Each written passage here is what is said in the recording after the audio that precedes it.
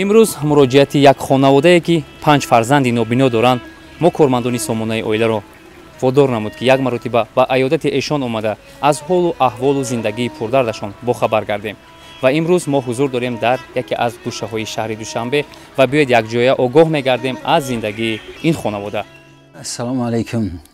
من اسمت حیور محمد، سال تولدم 1964، زاده ناحیه 5. شکرانه خدا 6 تا فرزند دارم. از این 6 فرزندم 5 تاش معیب گروه 1 2. اونها از اول این خیل نبودن، مقصد که صنف 5 6 شده بعد به همین درد گرفتار شدن. از جهت اویلوی ما خشتباری نداریم. گفتی که با خیلی خشتبار باشین میشه آدم خیلی کسلا، خشتبار نیستیم قطعی اویلمون. تو بودیم اینجا گفتن اونجا گفتن دیرش بردیم ده. سبب نقص پیدا کردن چی گفتن؟ خال دارن در چشمش.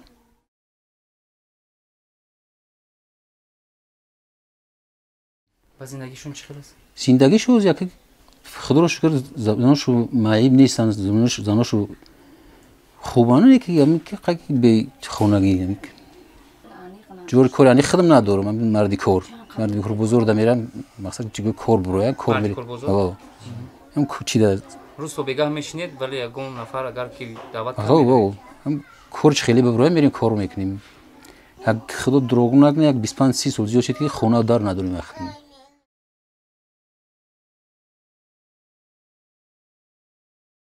من همین اویلم ای فرزندای نمی کارتیرم بردین در 17 نفر در یک کمی کلگاه. ای نبودن جو چی بعد خیلی چیش کردیم بردین کارتیران چیز که حساب در جو به پول میشن حوزی یاتش 500 میشینه تگاش چی میشینه خیلی 500 نصیب تقدیر نمیده از بچه جان چون یک تاش سوزخ خیلی خداوند امروزه در آسیا یا تشکر مجبوری حسابی همین زندگی مجبورش کرد قضیه اویلش به شام هم نمیبینن شتاو خیلی زده در آسیا کار کرده یا سال شد.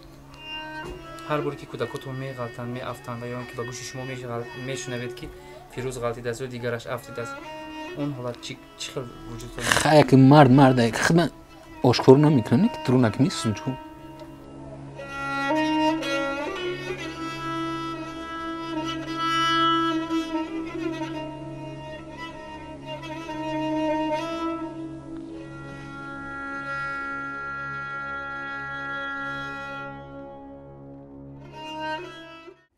السلام علیکم. من شریف آخش رفتار مادر 6 فرزند. خدا را شکرانه که ای 2004 که فرزندای من ای اول ساز بودن بعد چشمکاشون آبینو شدن.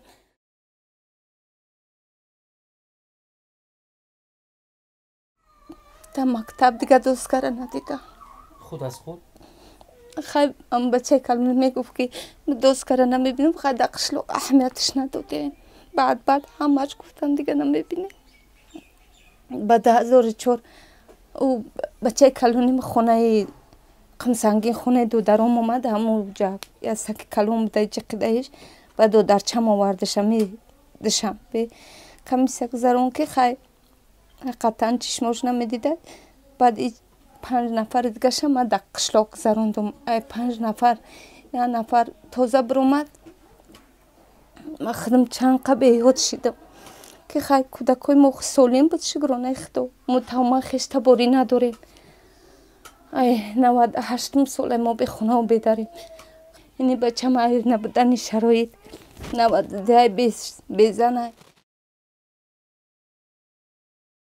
بچه کلانی 2009 خودکشی کرده بود بهروز جان او را ویله دار کرد برای چی خودکشی کرد؟ چی پرابلم؟ برای نمی به خونه و بداریم و فکر کرد که من خودم مایوبم بعد فهمید که 4 دختر دیگه شم مایوبه گفتگیش که با پدر مادر من آسان شد.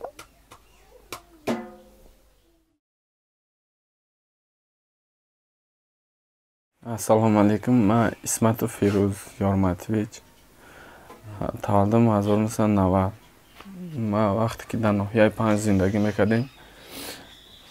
Sol 2003-4 بود ki hami خیلی در اول در همی پارتا میشتم سگ خشرو می نیستم روی دوسکا با وسوسای محلی ما می نیستم فکر میکنم که دوسکا خیلی با بوری تر می نیستن یا هم ماشی خیلی میتوفت من میخواستم پیش می اومدم می نیستم وسوسا هم خیلی محلی ما فهمیدم هم مکتب خیلی پول داشت کلی داشت هم یه جای مکتب تاریک بود هم پولش یا تشکسته بود یا برده دروی همونجا غلطیدم با فهمیدن خیلی وقت که گفتن که مقصد بچه ها اوچان گفتن نمیبینن یا رای بردیدن در کار اوره بیروز یکم هم میدونستن بیروز خودش قول شد نیکی مرا میگفتن که نمیبینی من نمیدیدم من نیکی نمیگفتم نه خیلی اونجا در قشلاق همه خیلی بود که خیلی کورد میگفتن سختت میرسید خیلی اونجا قشلاق بود اوچام میخواد هش رفت کسالی شد دیگه همی یه عمر اوچام هم وقت که مارم خیلی دیده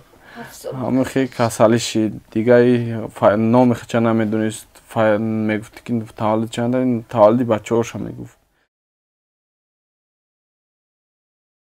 خیلی اینترنت آوردن من دیدم که خیلی وقت من میدیدم وقت همه حروفات برایل هم میگفتن با دست بخون من با چشم میدیدم براستی در اینترنت یا ما خوندیم همین تو ما ینور خوندیم ما ینور سال نوشید بردن ما ناحیه 5 اوس آمدیم و چم آوردگمان همین اینترنت دبا آورد موندگمان که یا امام خدا رحمتش کنه در می خونه زندگی میکرد امام اوچم گفت که ما یه دختر دارم ما دختر ما توی میکنم بیا در خونه ما بسیم همین یا خونه‌اش همینجا ریمون کردی سبیل نه همین سینوش ریمون نکرده مونده بود همینجا ریمون کردی بود گفت خونه ما ریمون میکنم دختر ما توی میکنیم با برپان با اوچم قطشه استاد که یا 10 روز استاد که همین اوچم امام بعد ماشین زد مرد اولاد مصلحت کردن که مقصد همین در 5 خونه ندارن بیا همینجا را در نام شون کنیم در نام اوچه شد همین اینترنت رفتن اومدن نزدیک شوه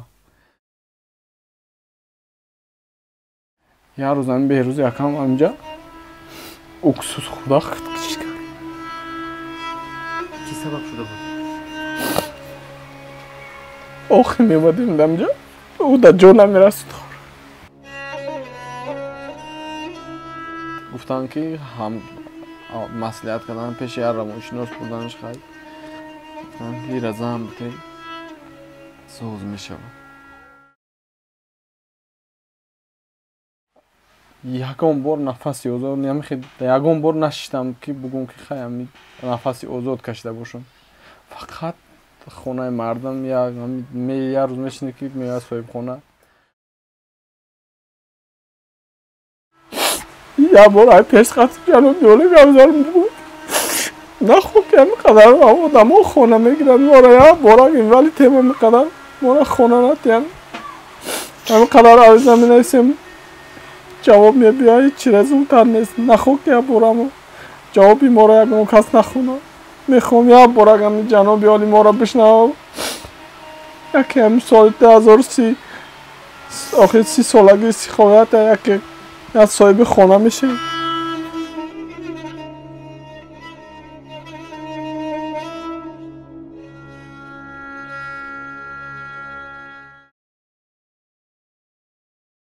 من اسمت نکروز یورماتویچ فرزند چهارمین همین اویله هستم سرباشگر اویله دارم و دستگیری در جنوب عالی و روستای مالی توی کردن سال 2018 توی دولت کردن 2 تا بچه دارم. ما یکی هیچ وقت ناامید نیستیم، همه وقت از خدای خود امید داریم. برای همین گفتنیم که اینا همه شرایط زندگیمون گفتیم.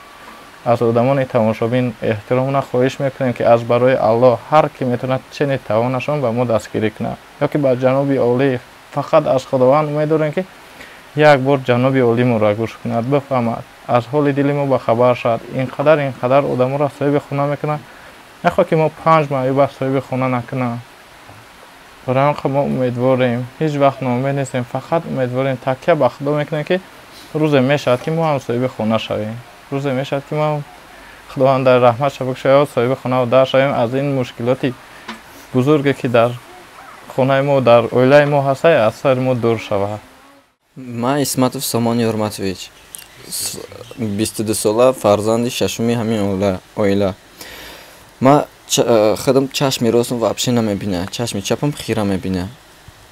از مهاجران، از همه بندگان که از همه آدمایی که همین ویدیو رو تماشا میکنن احتراما خواهش میکنیم که با ما کمک کنن صاحب خانه و در شویم، صاحب سرپناه شویم. ان شاء الله همش میشه. ما از خودمون امید داریم.